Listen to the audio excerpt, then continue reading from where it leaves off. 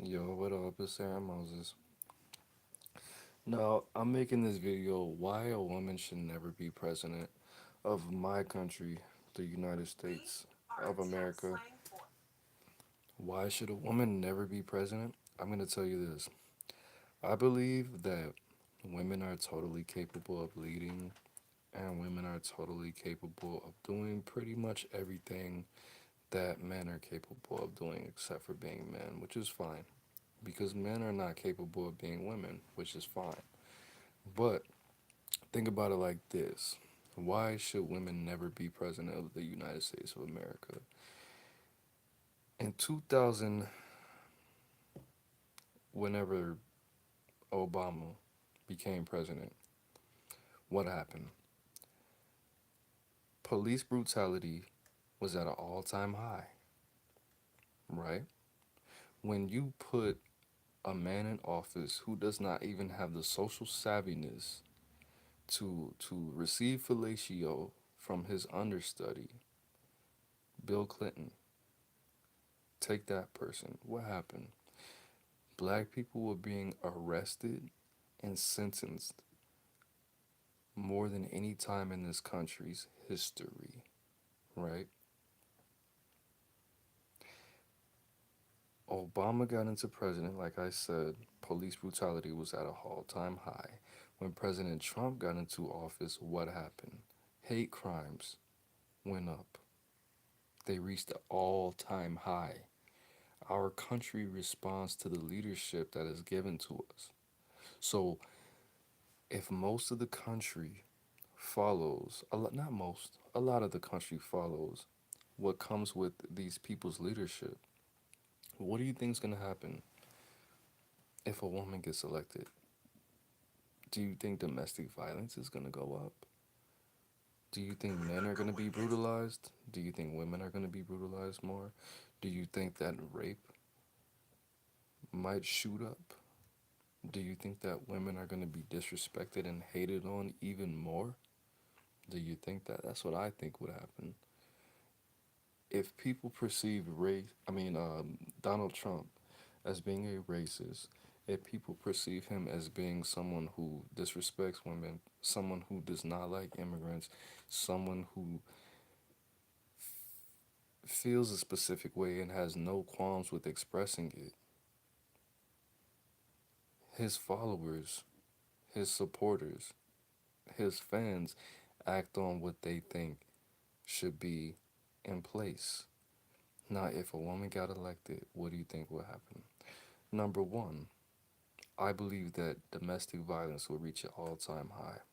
I believe that people, incels, MGTOWs, I believe that specific people would act out their hidden angers against women, and I believe that women would act out their hidden angers against men and other women.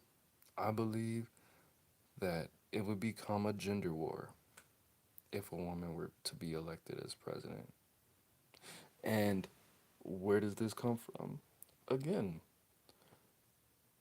when Obama got elected, black people were brutalized by police more than they ever have been in the history of police, besides, the start of the police.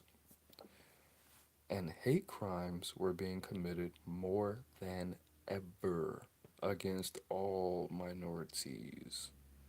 And because we were brainwashed to believe that white people are the majority, which they're not, which is why the FBI switched the definition of minorities and majorities to the person that is populating the country more, to the person that has more political power and economic power.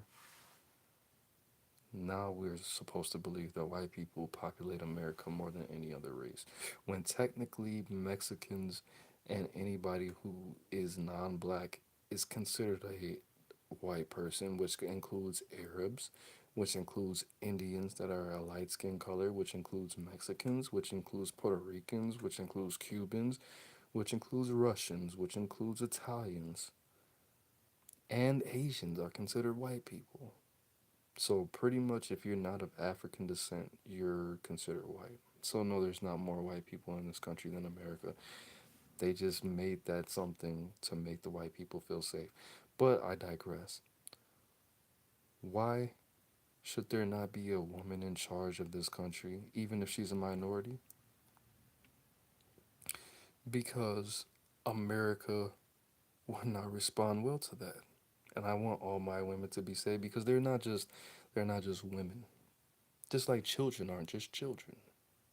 They're all of our women. They're all of our children. These are all of our problems.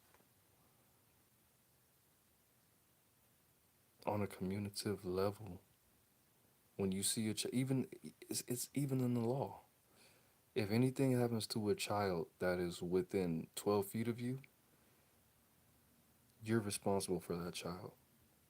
If anything happens to our women, the gatekeepers of life, it's all of our problems. So if we elect a woman into office and something happens to women because people don't know how to control themselves, it's all of our problems. And because I know my country and I know how people act, we should not be electing a woman into office because people don't know how to act, bro. Because if you say, okay, now Obama is president and the police don't know how to act and these militias don't know how to act and minorities are going to get brutalized because they feel salty about Obama, a black man, being elected into office, that's a problem, bro. Obama wasn't black until he was president. Before, he was a mixed man. He was half white and half black until he was in office. Then he became a black man, and he wasn't even respected as the president. They didn't call President Obama Obama. They call him Barack. Obama is the only president that they addressed by first name. Disrespectful. And then the police took it a little bit further to brutalize people who look like you and I. I'm talking about human beings. I'm not talking about a specific color, I'm talking about human beings. If the character that is portrayed inspires people to do harm to people, we need to make sure that whoever our president is going to display the least amount of inspiration to act on violence. And that's a fact. That's a fact. We had a gay man in office. We had a Jew in office, which there's never been any openly Jewish people in office. There's never been any openly gay people in office. There's never been any open drug addicts in office. And all of these people were Jewish, Zionist, homosexual drug addicts. Let's just be real. But to put our women at risk like that is irresponsible on our part. Let's just let the women do what they do best. All revolutions are best led in silence.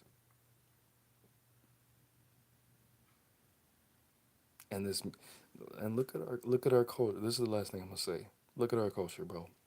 I spoke to one of the I'm not gonna say his name because I'm not a clout chaser and I'm not a name dropper. But I spoke to someone who was at Loyola University when I lived in Rogers Park, a songwriter. He wrote songs for Prince, Michael Jackson, Cher, and he said I asked him what's the best thing that I can do to become a better artist, and he said 50% of women buy music, and the other 50% of people who buy music are men, and they buy music to impress women. You get that? So let's let the women be women, bro, and let them do what they're best at, leading the revolution in silence. All right? It's Aaron Moses. Life is in the breath. Breathe it in. Peace.